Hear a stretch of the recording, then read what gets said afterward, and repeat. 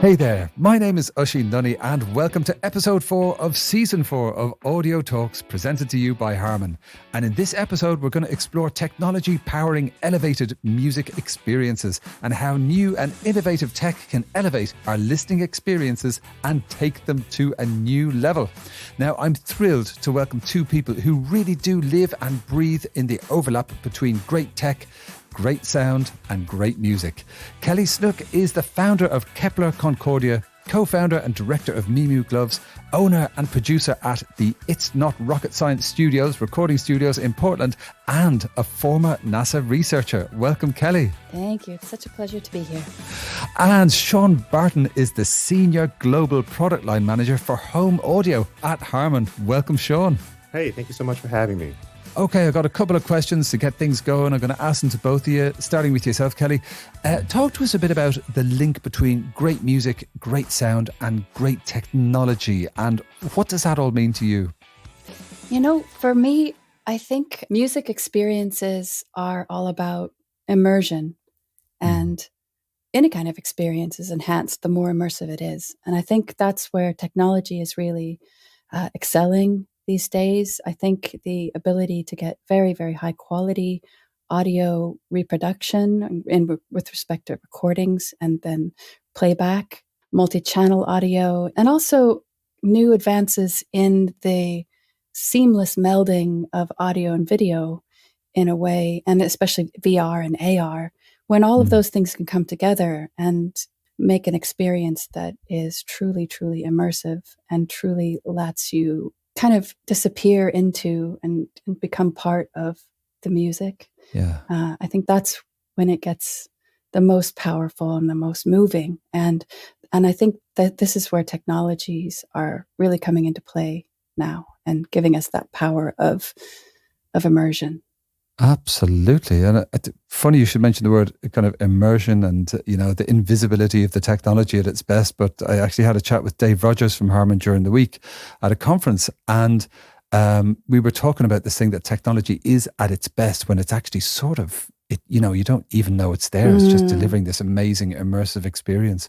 Come on over to yourself, Sean. What say you on the overlap between music, great sound, great technology, and this kind of immersive experience? And what does it mean to you? Yeah, it's a great question. To me, all of these things, it's really about people. For me, it's really, personally, I love talking about sound. I love talking about audio. And I get to do this with my friends and my colleagues who share this interest in sound and music and technology. I just love talking about it so much about, I try on a new pair of headphones and I get to chat with my friend about, hey, the bass sounds really good. And we have this common understanding or, the latest mixing of some new track that came out. And, when you get to share this with other people, whether it's in a live music setting or sitting down for like a hi-fi audio demo, and, you get to hear these great experiences. And, I just love it, like sharing these type of experiences and looking at somebody else in the eye and knowing that we have this common understanding of, oh yeah, this sounds good. This sounds good. And when you do that, it's a really special feeling. Yeah, absolutely. Absolutely. And I think there's something, music, as much as it can be a very, singular experience, one can get immersed in a world. And I've done that for so many years myself. When it's kind of shared with other people and you have that look, that moment of recognition, and you're both there having this special experience, it can be just amazing. It can bring people together in a way that very few things can in the world, I think. But coming back to yourself, Kelly, do you have any examples of, I know you work in this field a lot, but are there any recent examples of this overlap between music, sound and audio technology that you particularly liked?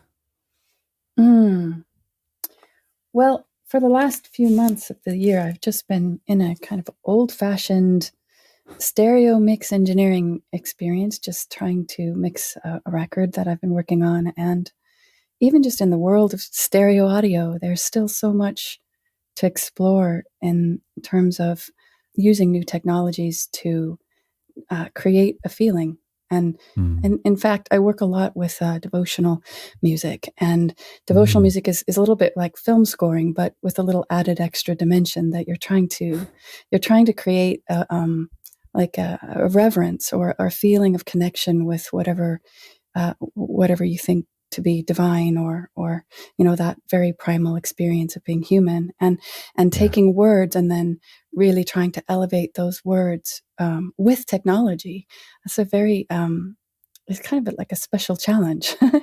And Yeah. my experience in the last few months, I just recently let go of my old system and in the studio into the new version, and all new plugins and all new technologies, and I was just really blown away, really, with what you can do now with these new, processing plugins. It's just Yeah. so incredible, and the power that you have to adjust the very, very smallest things and what that does to the way it feels. It's so remarkable. So I've just been kind of, I guess I've been really enjoying these new technologies just in the form of just audio tech plugins, new Yeah. new EQs and new compressors and new ways of routing sound between different tracks in a DAW, and having that turn into a sublime religious experience. That's always just a fun connection to make. You're like, you hold this plug in your hand, you find the socket and you plug it in, and it's suddenly something totally new. And you wouldn't be able to do that without the electrons and without people's hard work coding these new ways of processing sound. So Yeah. that's where my head has been at really for the last few months. Oh, wonderful. Well, that's a conversation I'd love to continue with you offline. Sure. Get some tips on plugins. Thank you, Kelly. And Sean, I imagine that you would have access to amazing research facilities and, new technology that's bringing the best out of music and sound and people's audio experiences. What's a recent example that you'd like to share between this overlap between music, audio and tech? Well, I'll tell you a personal experience about what I'm doing right now. Today I'm actually retraining to become a golden ear or a trained listener here at Harman. Wow. And, this is a special process that we do here at Harman. Everything that we develop is evaluated by a panel of trained listeners. And these listeners go through this process of training. And, years ago at Harman, I did the training to improve my listening skills, and I participated with all the competitive benchmarking tests.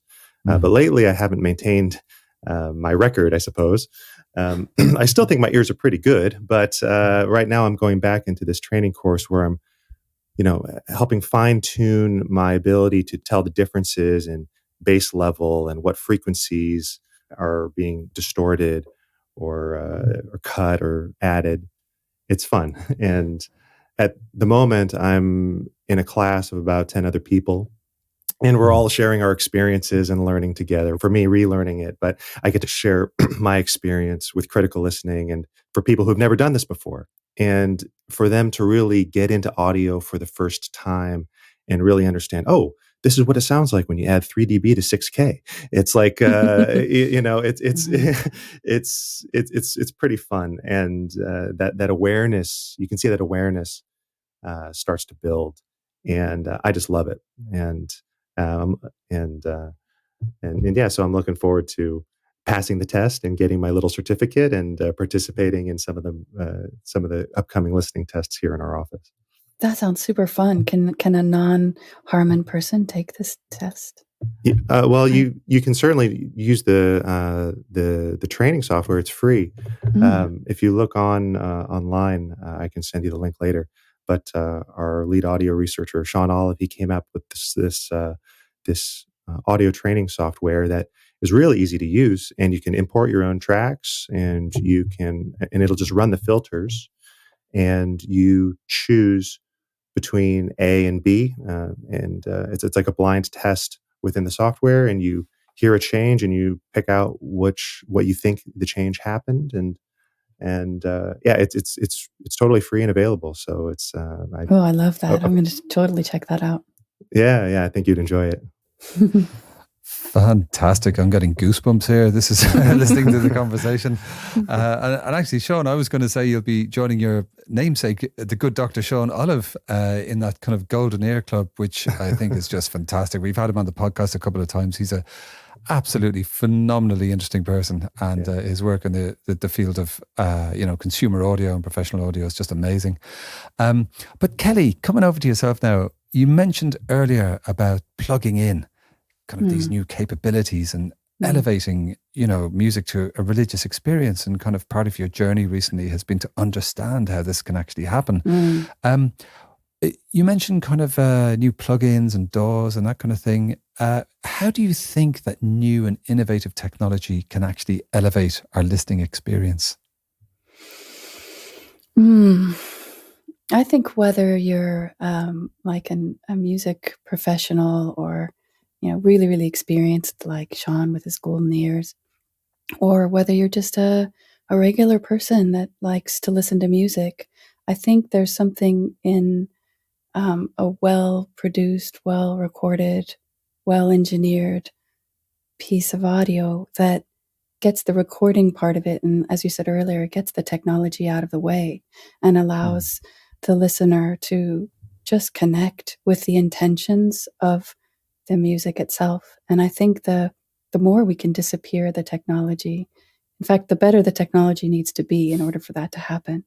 So I think whether or not somebody's really experienced, it's kind of an intuitive thing, and you can tell when something isn't quite hitting. It's not quite like you can hear if the audio quality is bad, it will get in the way, regardless of whether or not you're conscious of why it's getting in the way or in what way it's getting in the way.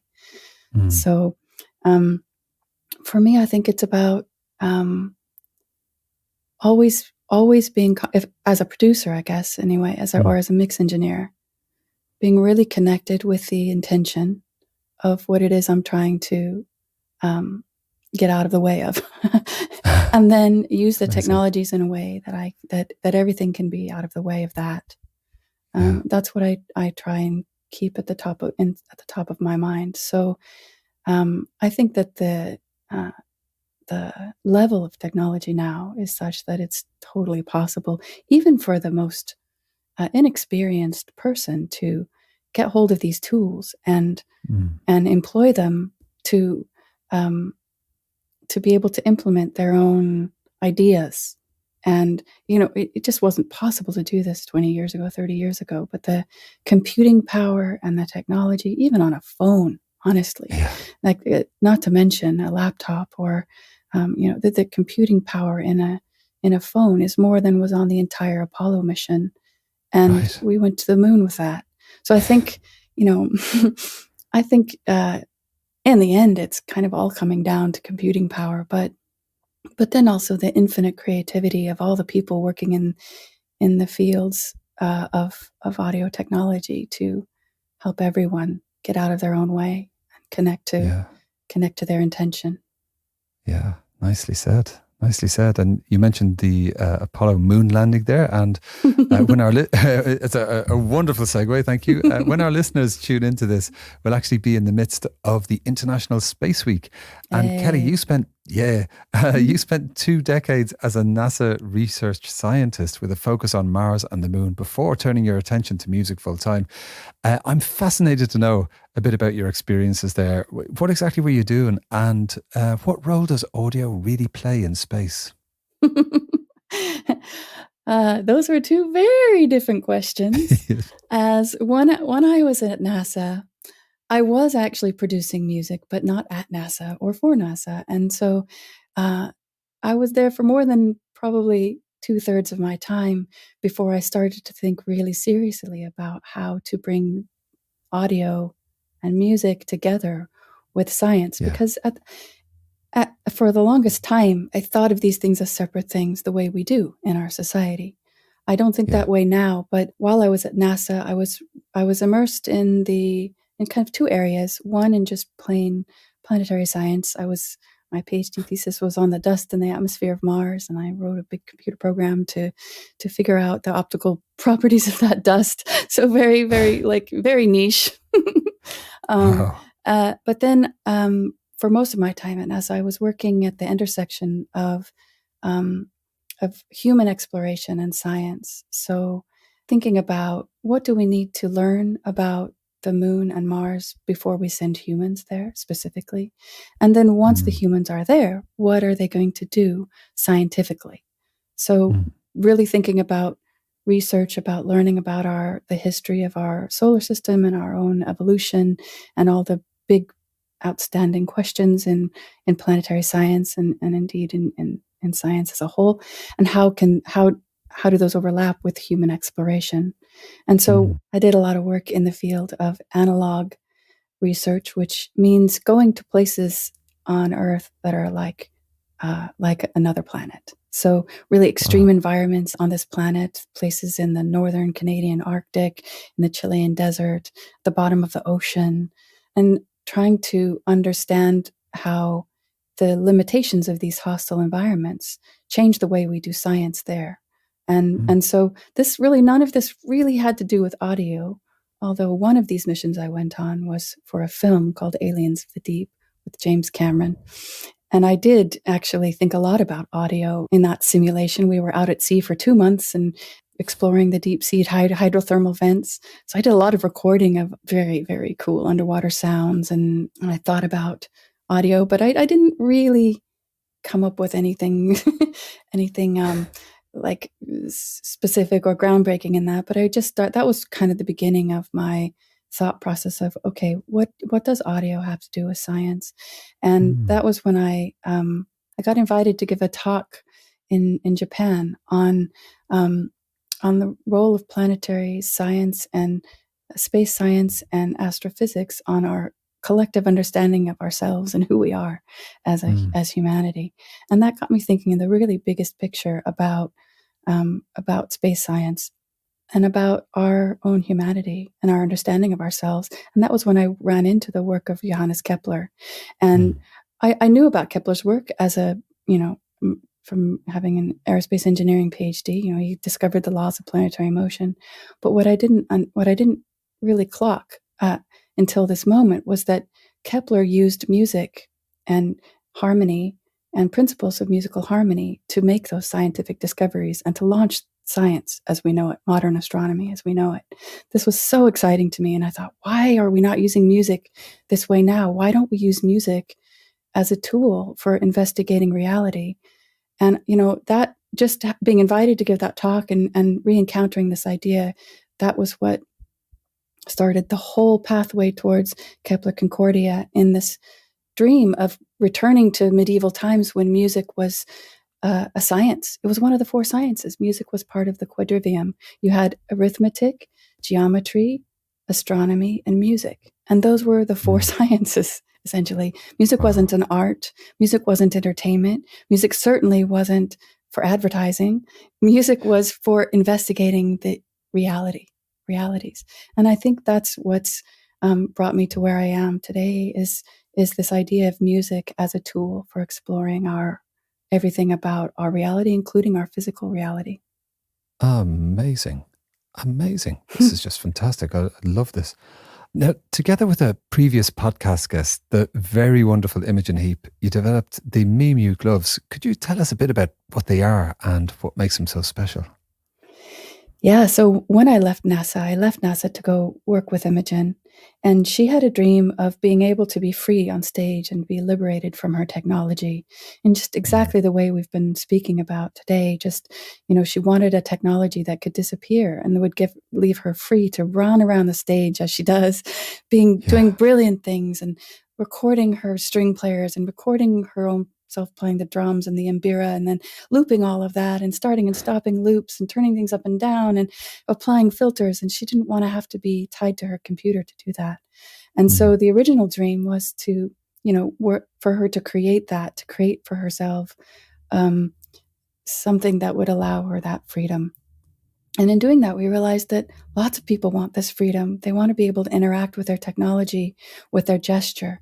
And so that's what the gloves do. It's both a wearable technology and also a software program that essentially allows an artist to create their own instruments using their bodies. So their bodies become an instrument, their movements become an instrument. They get to say what movements do, cause these lights to go on or off, or these visuals to do this thing, or this sound to happen, or some combination of all those things.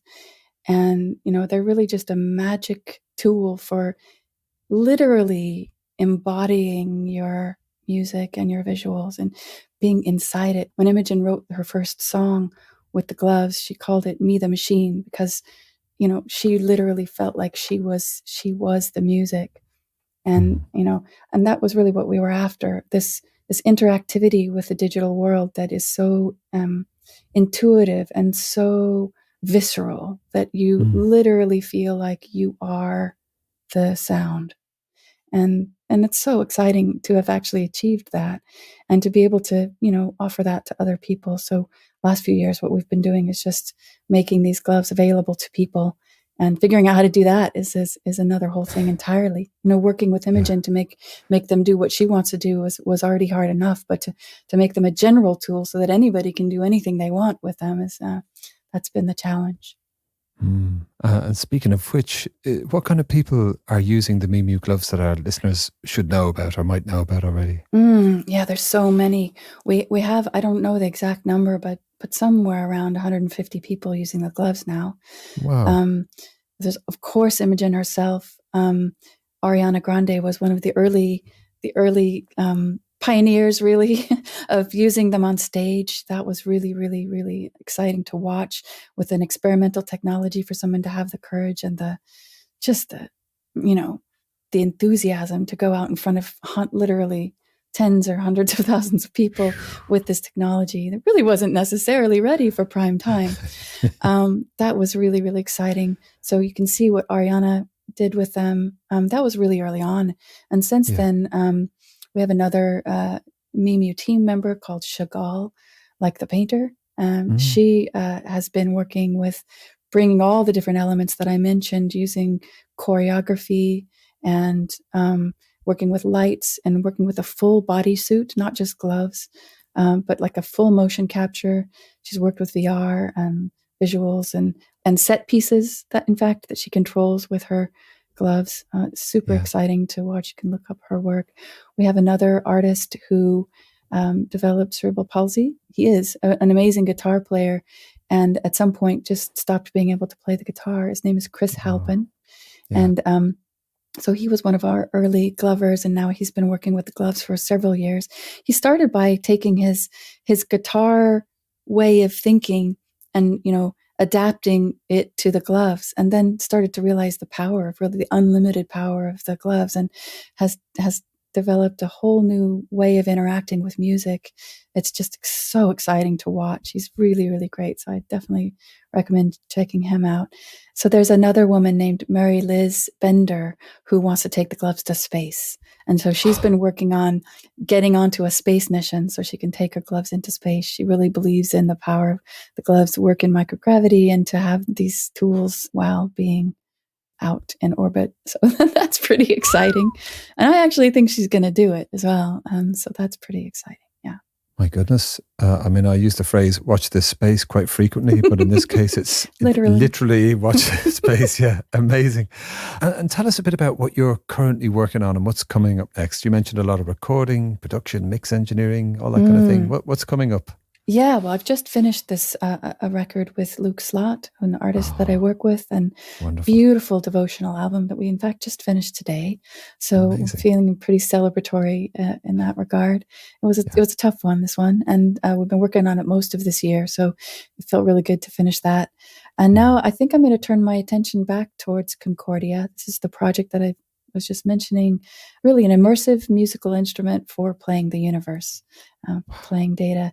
So I'm going to really be focusing now on next steps for Concordia, probably starting with a video that actually explains it in less than an hour. That would be very helpful in terms of finding people who want to be involved, and also finding funding for it. So I'm working on that. Doing a lot of stuff in the crypto DeFi space. So that's neither here nor there. It doesn't have anything to do with sound. But yeah, that's kind of where my attentions are right now. My goodness, he's absolutely working in some of the most interesting areas of technology and the human experience. So yeah, watch this space, like we said already. And Sean, coming over to yourself, the system of the all-new Harman Kardon Radiance 2400 was awarded a Best of Innovation Award at CES 2021 in the High Performance Home Audio or Video category. What was the design intention and concept that you brought into Radiance? And can you tell us a bit about the development process and the technology behind it? You know, take us under the hood a bit. I certainly can. Thanks. So, yeah, Radiance is a really cool story. So we started the development of the system several years ago when our team was approached by the Harman X research team. And you may know that Harman X is our internal research community. And they came to us with a really interesting concept. And it was to bring a line array speaker into the home. And when we heard the early demo, everybody was just blown away. Nobody could believe that the sound was coming from this really slim column. We knew we had something really special on our hands, and we started thinking about how we could bring this pro technology into the home and really create this special experience. So then we started working with Human, who is our design agency within Harman. Oh, yeah. I know that you just had Damien on the program. He's a good friend. Indeed. He's wonderful. Their goal was to find a perfect blend of this Harman Kardon design language, which is this award-winning, well-defined design language, and this cutting-edge acoustic innovation. And really what they wanted to do was to create an art object more than just an ordinary-looking speaker. The process took a lot of iteration and prototyping, samples, and checking different materials and finishing.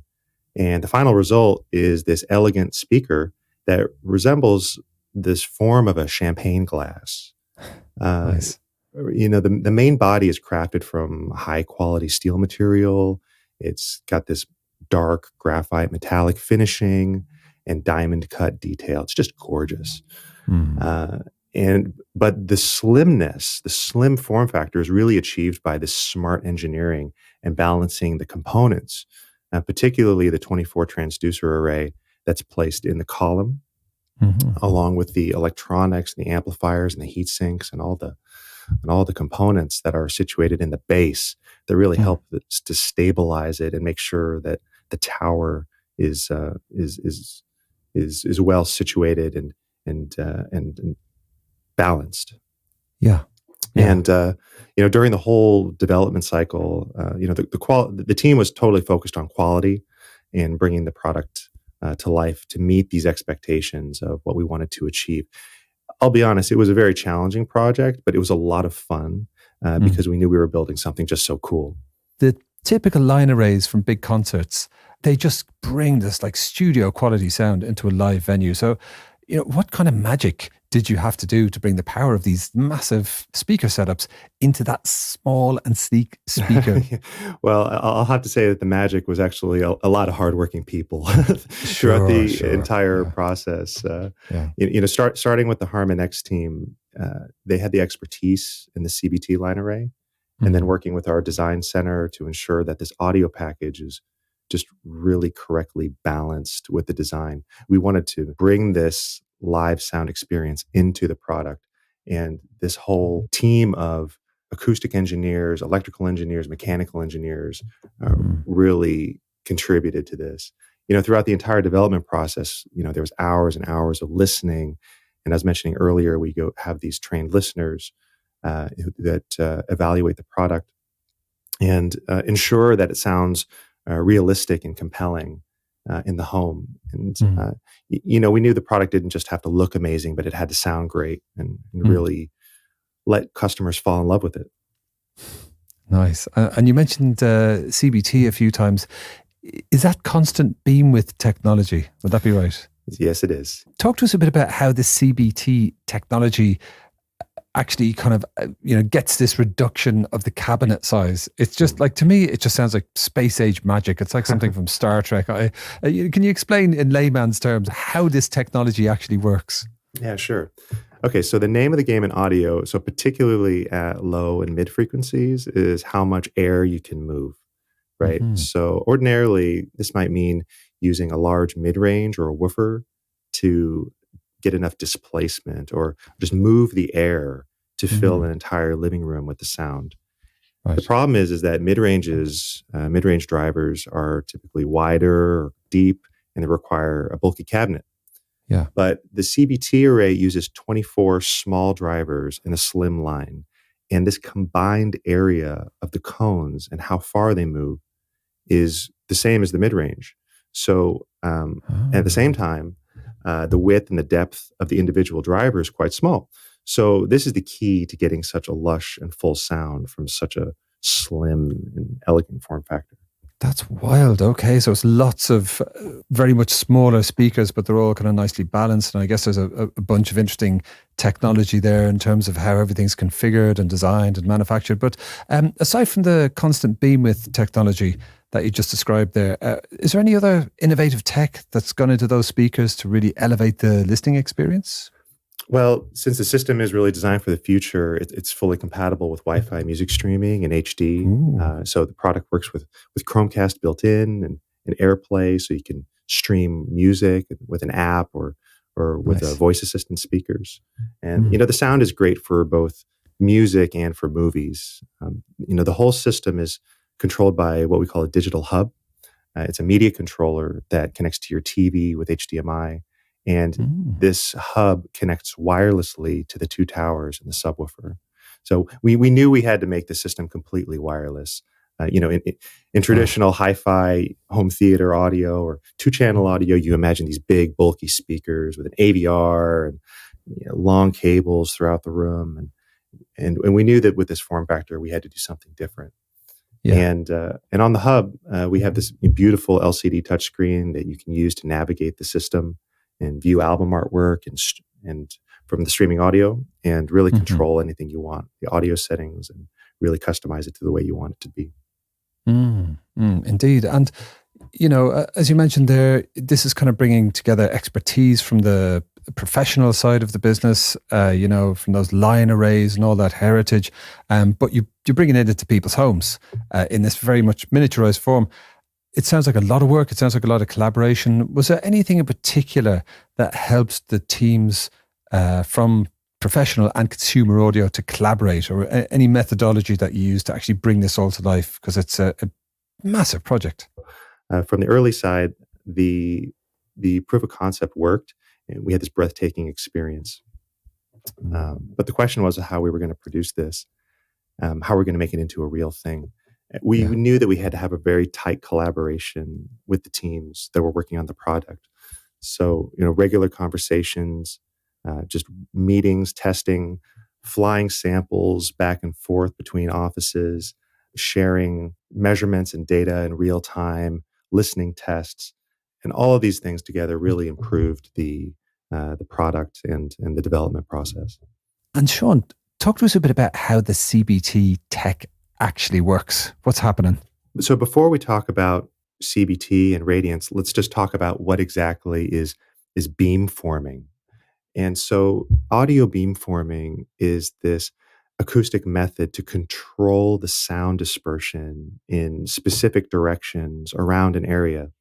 So beamforming is really useful in a lot of sound applications, live sound applications. So for example, in live sound reinforcement, if you have a big auditorium, you want to ensure that all the seats in the house will get evenly distributed sound coverage. And so sound designers use beamforming speakers to make sure that all the seats are getting the right sound by beaming the sound to these specific locations. The core of Radiance's story is this constant beam width technology, or CBT, which is a patented innovation. It's used in Harman Pro products all around the world. In Radiance, CBT creates this controlled vertical beam that directs less energy at the floor and the ceiling and more energy towards the listener. So for this, we specifically tuned Radiance to create a wide listening area and consistent sound field in the horizontal area. And the way the CBT works is really quite interesting. So at low frequencies, as I was saying, all 24 drivers are playing at the same time. So we get the surface area to replace a traditional woofer. And as the frequency increases, the drivers start to turn off in pairs from the outside in until only the center driver plays at the very highest frequency. So this is what we call tapering.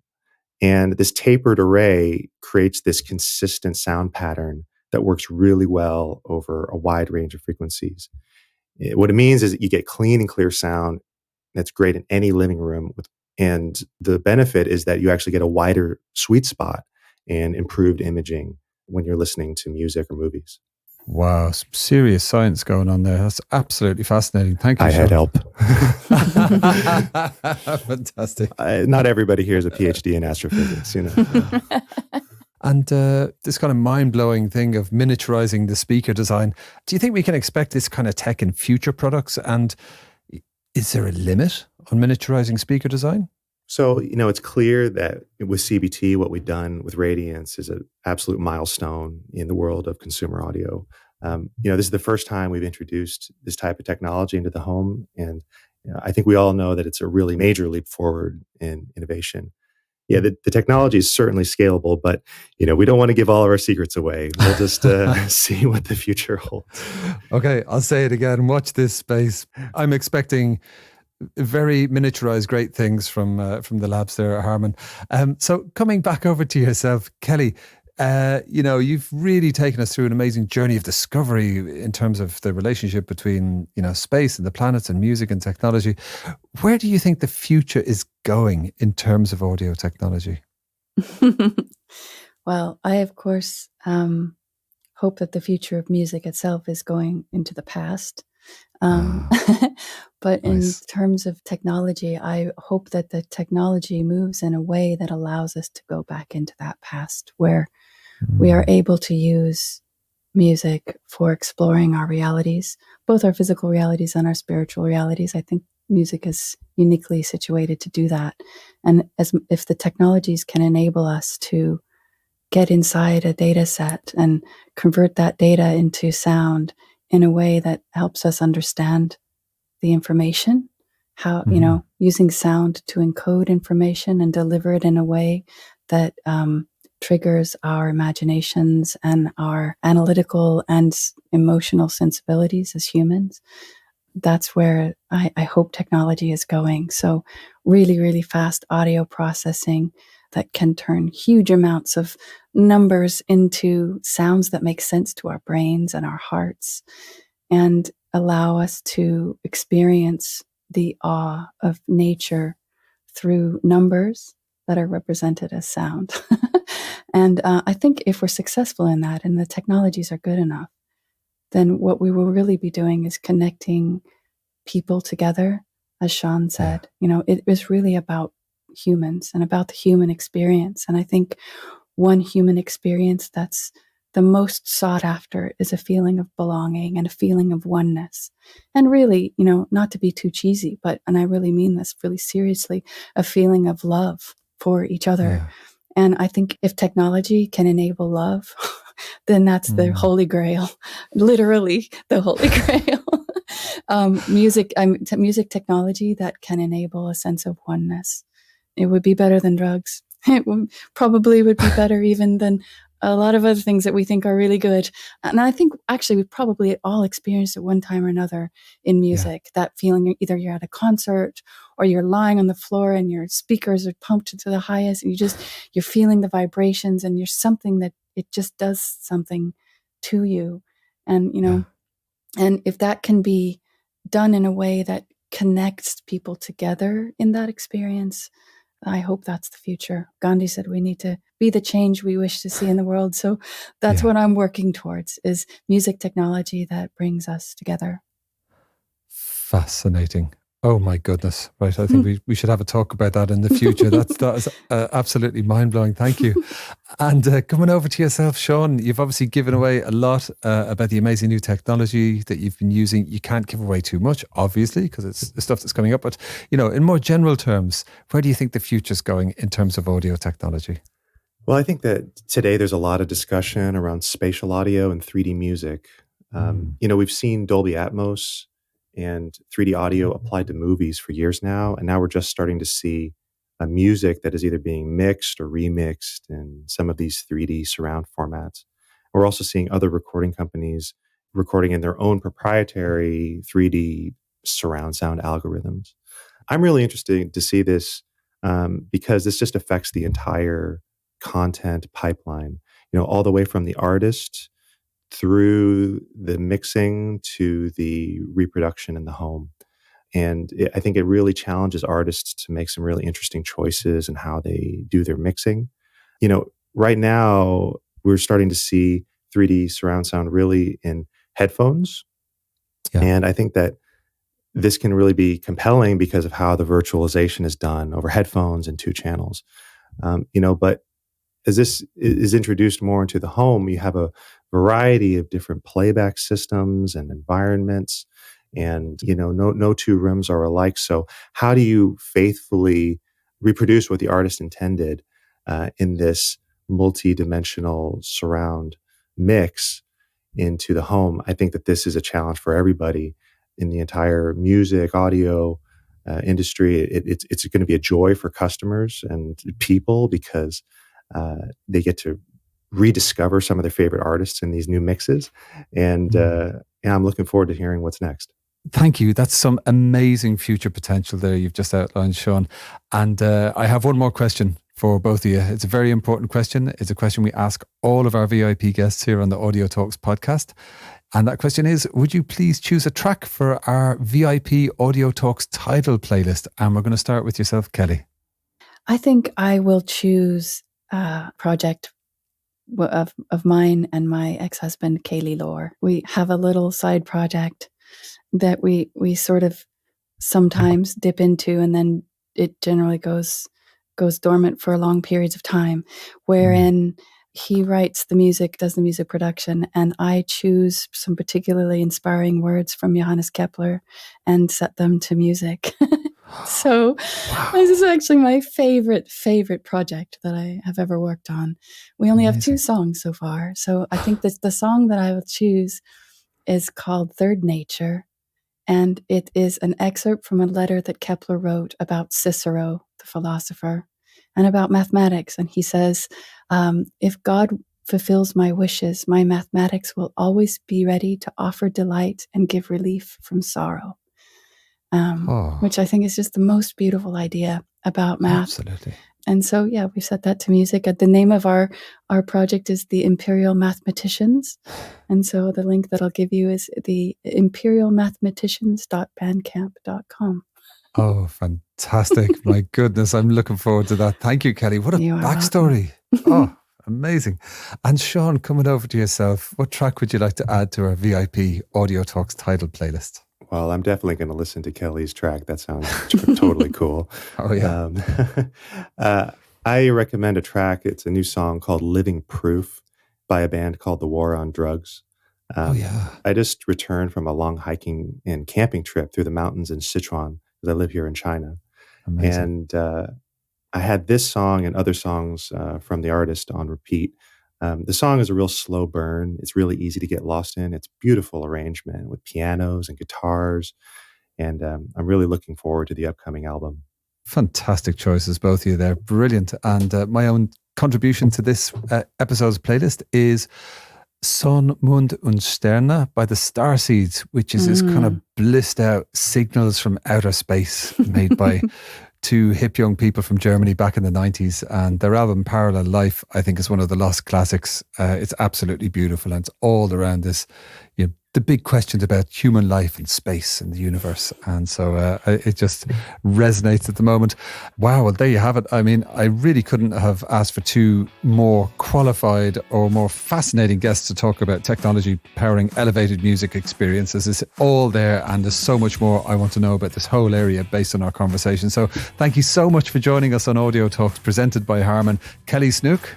Thank you so much for having me. It was really a delight. And Sean Barton, who joins us from China.